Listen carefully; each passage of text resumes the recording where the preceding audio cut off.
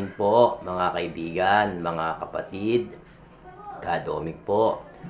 Mag-share po kasi ng kaalaman tungkol po sa welding machine. Tara po, puntahan na natin.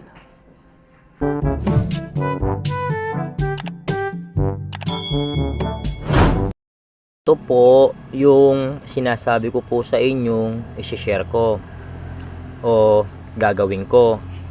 Nasira na po ang kanyang off-on switch. Ngayon po, hindi ko na po siya magamit. Hindi na po kasi nag-o-on.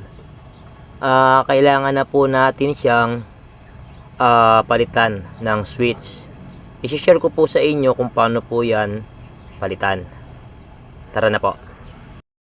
Umpisa na po natin. Gagamit po tayo ng inko, pampabilis po ng trabaho.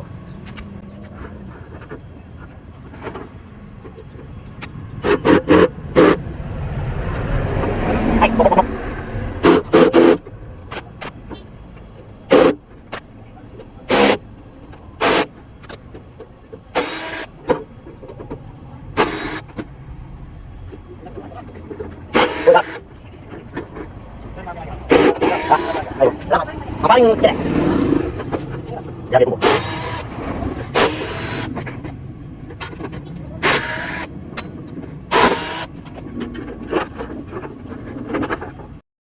Ito po, natanggal ko na po ang kanyang tornilyo.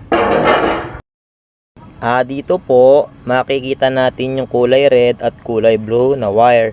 Yan po yung galing plug o yung saksakan.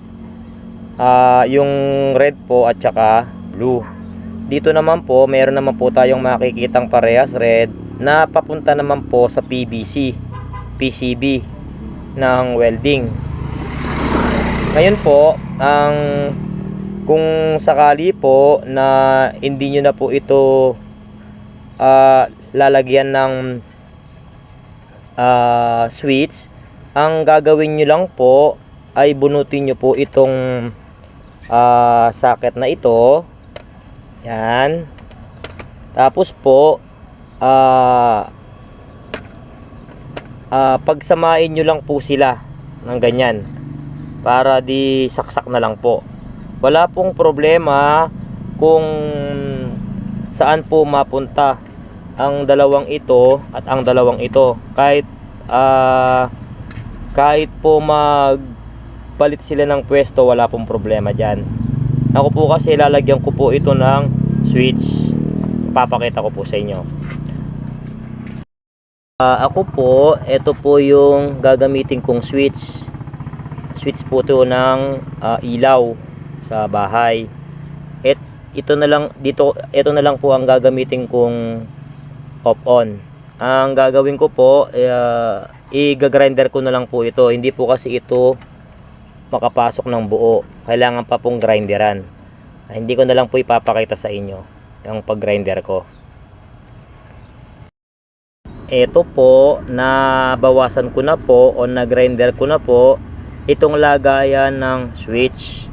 Huwag nyo pong masyadong bawasan yung pag na-grinder kayo para hindi maluwag itong switch. Ito po kasi, dapat po kasi ito nakaipit para hindi magalaw. Dapat po nakaipit. Okay na po.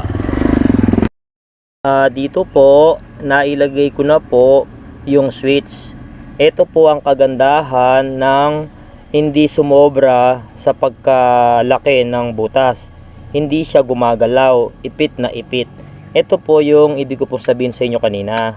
Huwag nyo pong masyadong bawasan para nakaipit pong maigi ang switch. Sa connection na po tayo. Iaabol ko lang po pala yung tungkol po sa pag-grinder nyo dito sa lagayan ng switch. Pag nag-grinder po pala kayo, ay takpan nyo po itong kanyang mga yung kanyang mga pyesa. Baka po kasi merong bakal na o yung talamsik na pumunta po sa mga pyesa-pyesang malilit na ito ay magka short circuit. Maganda po na takpan nyo na lang po ng basahan para hindi po magkaroon ng short circuit pag nag-grinder kayo. Okay na po.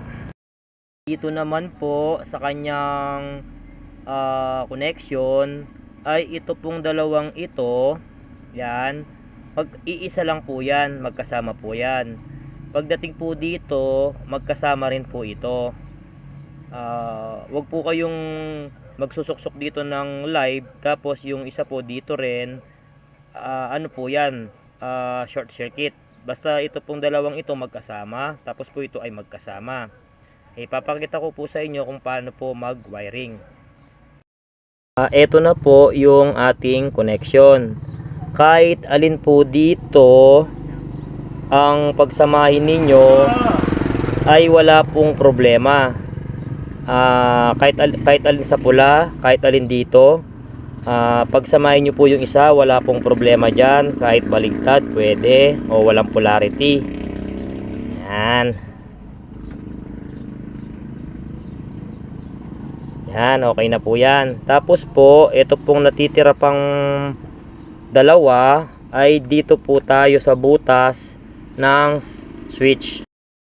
Dito po, gumamit pa po ako ng number 14 na wire, yung pambahay na wire. Ito po, na maiksi po kasi itong wire na galing PCB. Yan, ito po, ano po to, pambahay na wire, number 14. Nagdugtong pa po ako. Yan o. Ang ano po pala nito, ang connection po pala nito ay tig-isa po sila. Ito. Yan, ganyan. Ganyan po ang connection yan. Wala pong problema din kung magbaligtad silang ganyan. Pwede rin. Wala pong polarity. Huwag po kayong matakot na masunog o magkaroon ng short circuit. Basta tig-isa po silang ganyan, no? Kasi ito nga pong butas na to, tsaka ito ay isa lang. Ngayon po, pag itong wire na to ay dito nyo po linagay, ay hindi po gagana yung ating switch. Pero hindi po magkakaroon ng short circuit o ng sunog. Hindi lang po dadaan ng switch. Pagkasaksak mo, aandar na agad. Para dumaan po sa switch, kailangan po yung isang wire dito. Yan, okay na po.